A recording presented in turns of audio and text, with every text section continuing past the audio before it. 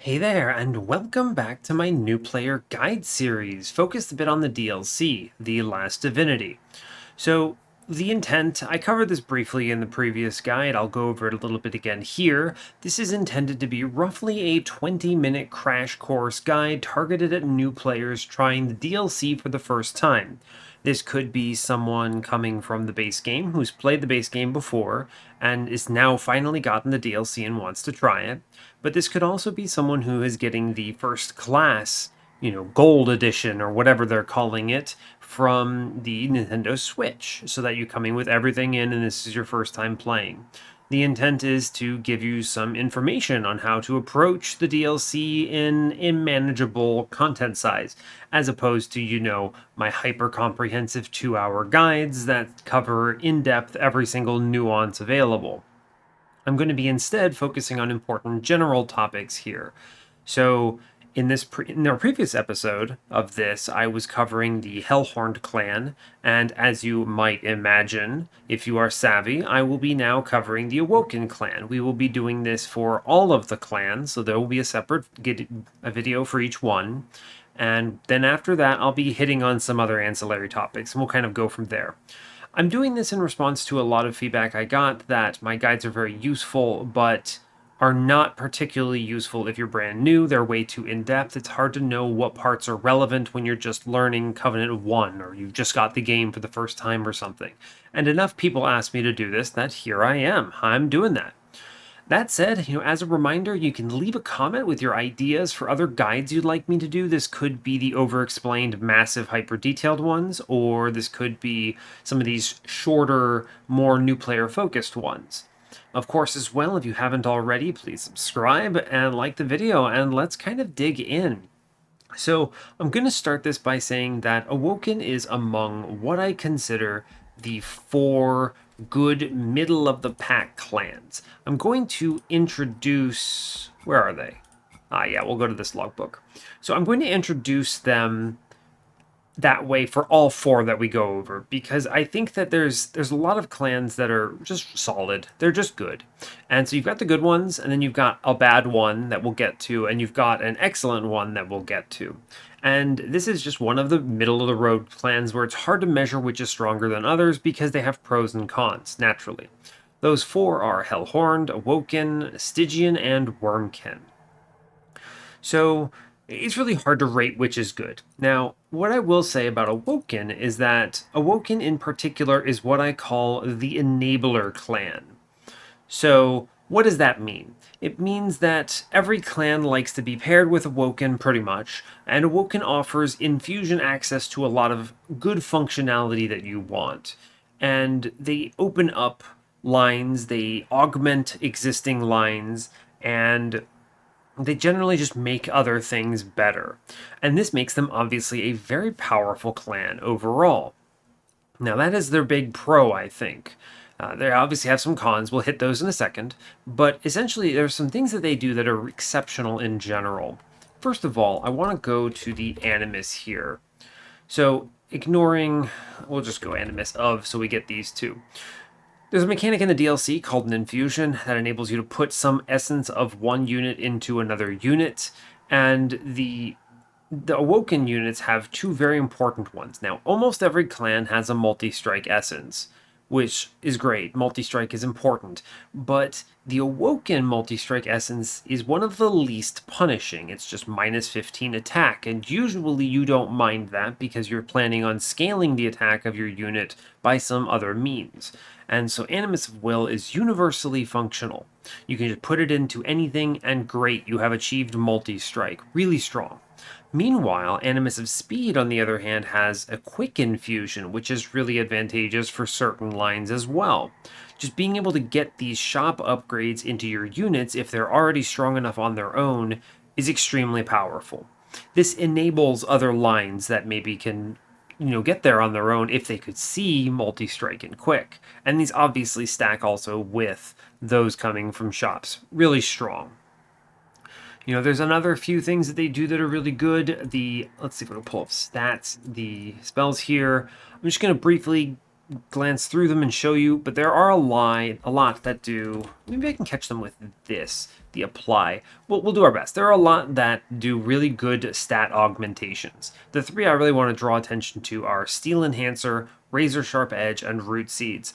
There are some others that do this stuff as well, but essentially they can help boost the stats of your units in such a way that they can reach the thresholds that matter. This is really helpful.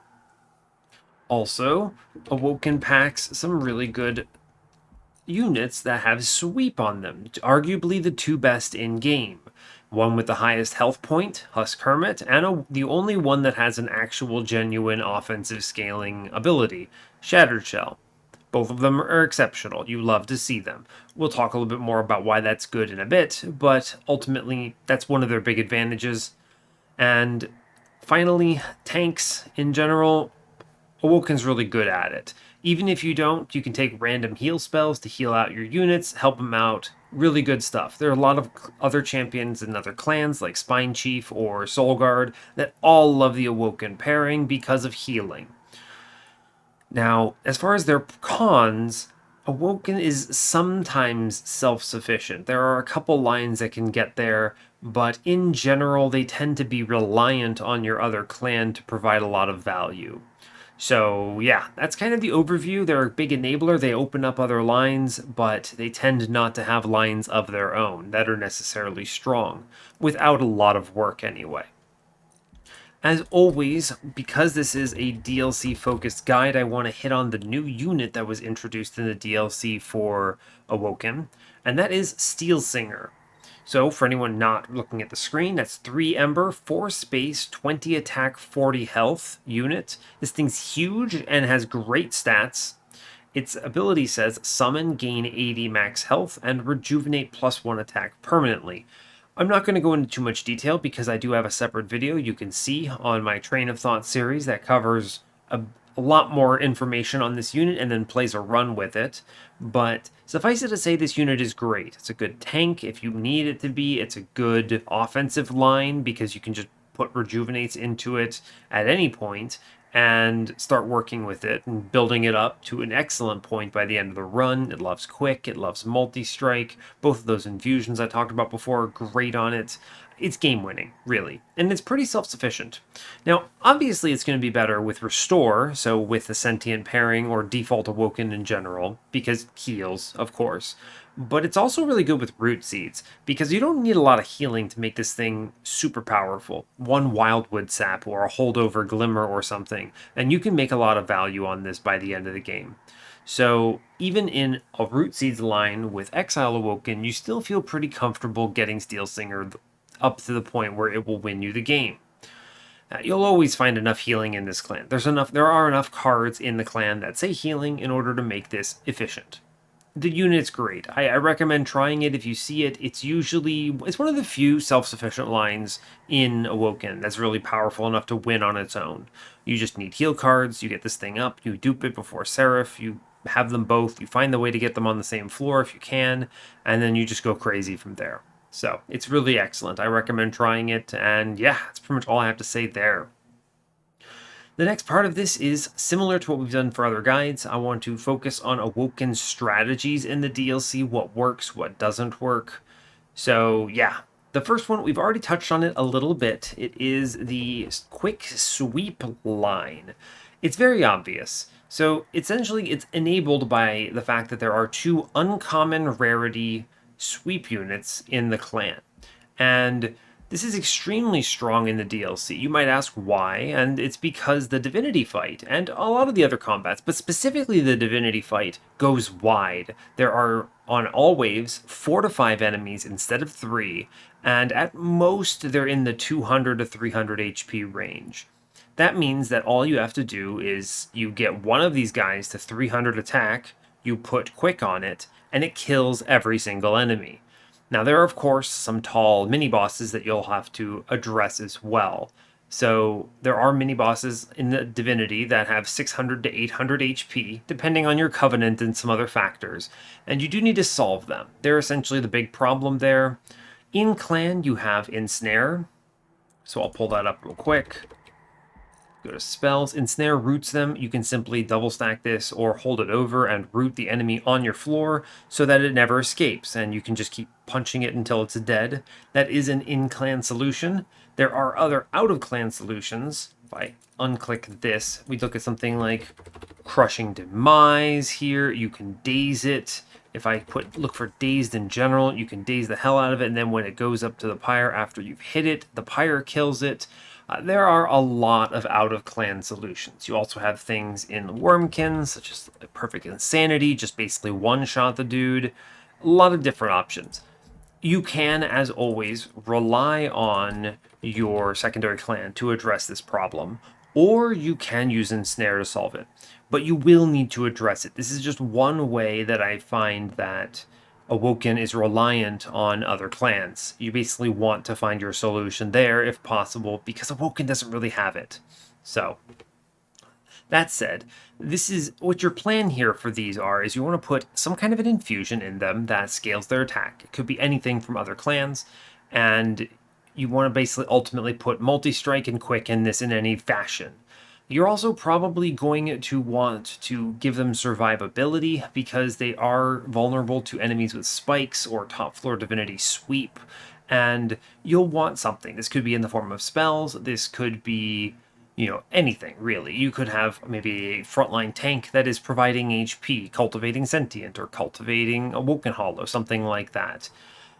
But the real threshold you want to be watching out for is that with a single multi-strike into a spikes wave, you're looking at around 36 incoming damage from spikes, which can spike up to around 46 to 50, depending on how much damage the Divinity sweep is doing. If you can handle those waves and not die, you're pretty much in the clear. Obviously, you can just kill the enemies that give them spikes, the conduits, and you're fine. You have a lot of options there, but it's really powerful. It's one of the bog standard Awoken strategies, and it's also one of the ones that it's pretty self-sufficient, I think.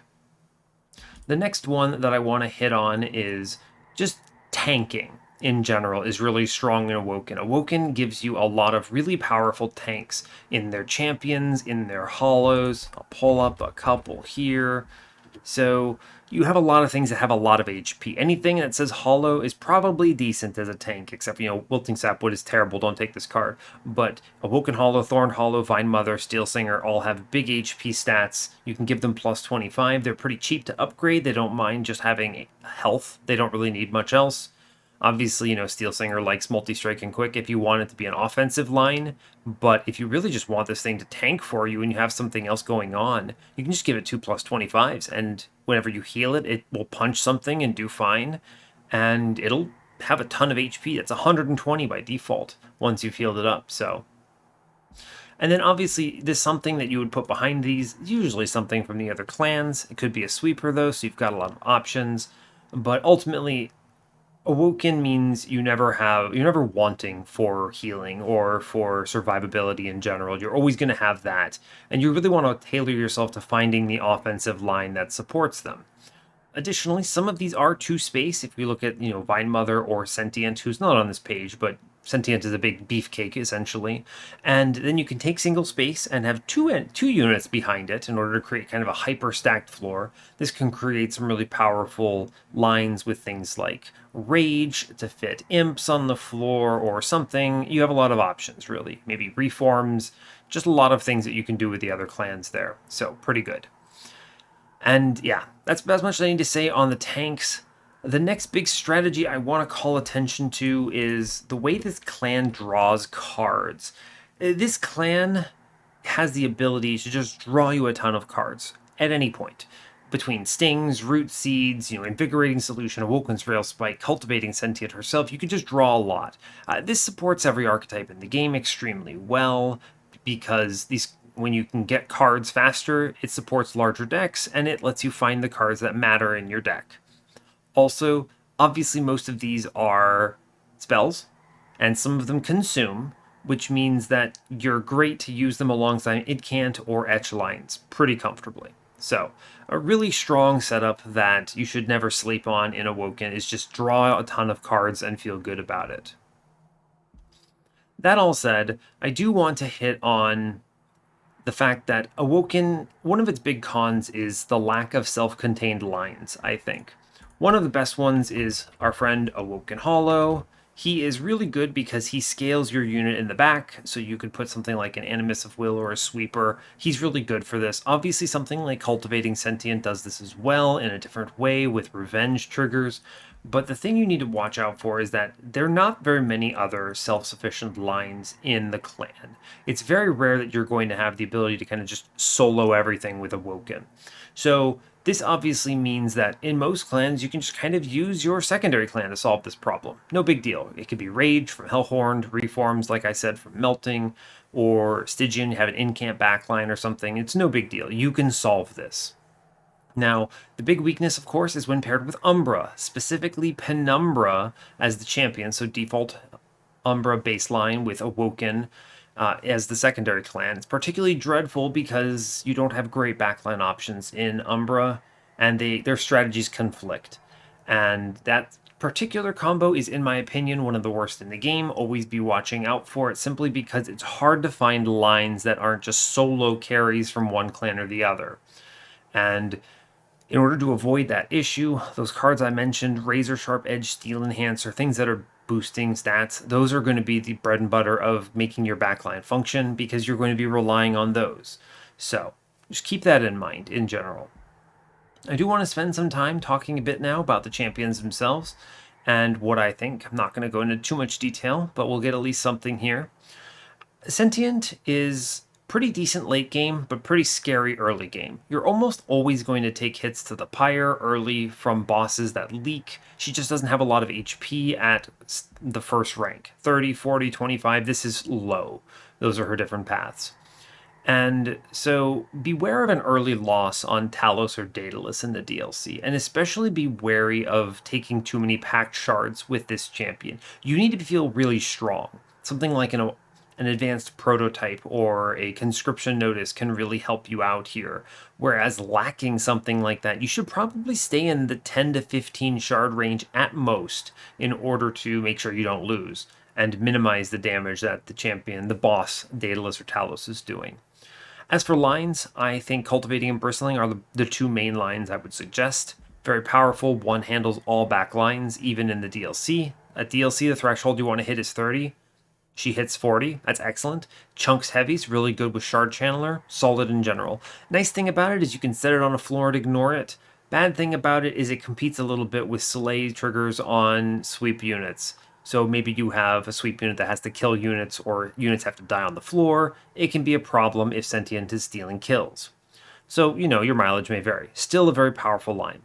And then Cultivating, which just gives you one extra card every turn, which is exceptional. Combine that with the fact that every time you get hit, you scale the backline by +3/+3, and you can see how this would scale very quickly, in the Divinity especially, where you're getting hit multiple times. Also has a huge HP pool, 160 health, very good. So in general, I think these two lines are very strong. Explosive is functional. I think you can win with Explosive, but the problem is that it really encourages you to get your healing density to a certain point that you're able to, blow up waves with the Sentient. But you never really get there in the DLC. You need to answer other problems, and so tunnel visioning heals is punishing and does not work. So you really have to go in half measures, and she doesn't provide a lot of value. And if at that point, you may as well run one of the better ones instead. So I would just recommend avoiding Explosive unless you want to explore, and picking one of the other two. Pretty solid in the late game, will do just fine.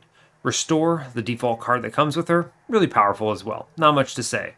It's just good. Good for healing, good for hollows. You can give it a +20 in consume if you want to get rid of it. Big burst of HP. There are a lot of champions that love it if you don't happen to have the Sentient. Works out well. As far as the other champion, the Exile champion, we have Wyldenten. His name is technically Wyldenten, but when I first read his name back when it first came out, I said Wyldenten, and it is stuck in my brain. So I will inevitably call it wrong, and that's just okay. This guy is fat. He has some decent setups, but most of the time he's really just a bad Animus of Will or a bad Shattered Shell rather, due to 3 space. He's chunky, and his stat lines are not particularly great for the fact that he has, 3 space used on the floors.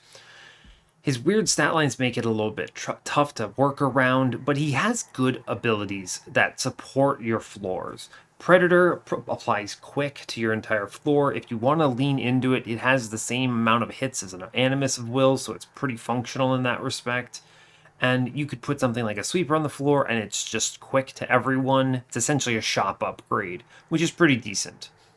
You could use something like this with Predator 1 with Thornlord 2 over here, which is a decent tank. It gives it some good HP, but it otherwise doesn't contribute a ton. I do like this path. It's functional. It returns him into essentially a tank, or sort of a tank, not as good as Sentient, but still fine, that also will hit hard with its attack and provide some immediate draw power. So pretty good in general. I like Thornlord a lot. I think it is functional and it's pretty safe. Strangler is a weird one. Strangler 1 is worth considering with Predator 2 because of the ability to hit twice with quick and then sweep the floor and lock everything down. The problem is this requires a massive amount of offensive scaling because you can't give it an infusion. And if you're slow, you're just going to lose. So be careful. Also, never go Strangler 2 and 3. They're terrible. And otherwise, Root Seeds, the starter card with it, is exceptional, so there's not much to be said there. At a minimum, you'll love having Wyldenten simply because Fruit Seeds is great. So he can be made to work, it's fine. I think it's functional. Both champions, overall, pretty good. And truly, I think that's all I'm going to say here. I think that I've hit on all the important parts of this clan in a nutshell. If you're interested in any more detailed stuff, you can look at some of my other videos, runs that have played with it, or runs that are attempting to educate you on some parts of it. But ultimately, the TLDR, perhaps, is that it is an excellent supporting clan for anything other than default Umbra with Penumbra. It relies heavily on the other clan most of the time, but it has some self-sufficient lines that are pretty good on their own, that will win. When I say pretty good, I mean they win, so don't worry. And that their champions are generally pretty middle of the pack. They're usable, but they're not particularly impressive. They're not game-winning on their own, but they will help out. You will feel good having them. And at a minimum, they don't get completely thrown away, like some from the other clans. So it's pretty good.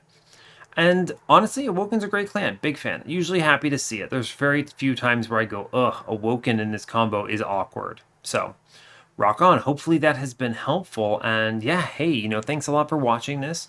I really appreciate your time. As always, you can give the video a like or a dislike if you want. You can subscribe to the channel if you want to see more. And stay tuned for the next guide, folks. All right. Take care.